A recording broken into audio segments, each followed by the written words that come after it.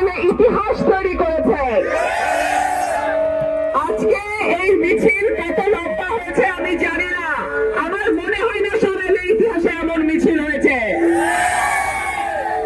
সেই দিকে তাকাও, সামনে পেছনে ডাইনে বামে কেবল একটাই মার্কা, মার্কা আছে।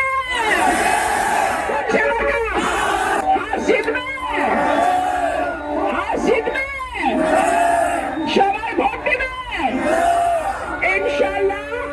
আপনাদের কাছে আমার অনুরোধ থাকবে, আপনারা আমার ভাই, আমার সৈনিক, আমার মাঠের যোদ্ধা, আপনারা 12 তারিখ যার যার কেন্দ্র ফলাফল ঘোষণা না হওয়া পর্যন্ত পাহারায় রাখবেন। এইবার নির্বাচন হবে জনতার নির্বাচন। এইবার নির্বাচন হবে সরাইলকে সিন্ডিকেট মুক্ত করার নির্বাচন।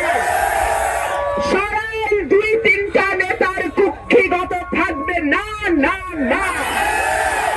সরাইলের মানুষ সরাইলের ভাগ্য নির্ধারণ করবে। প্রিয় ভাই আমার, সরাইল আশুগঞ্জকে আমি মডেল উপজেলা করার স্বপ্ন দেখি। সরাইল আশুগঞ্জকে আমি পৌরসভা করার স্বপ্ন দেখি।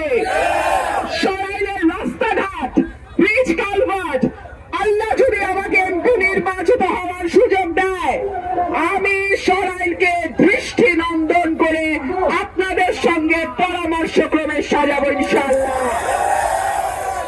আমি যখন সংরক্ষিত মহিলা আসনের এমপি ছিলাম, আমার বরাদ্দ ছিল নির্বাচিত এমপির অনেক কম।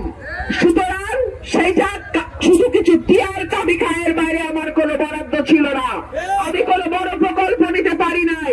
আমি রাস্তাঘাটকে যেইভাবে করার কথা সেটা প্রকল্প আমার পক্ষে আনা সম্ভব ছিল না।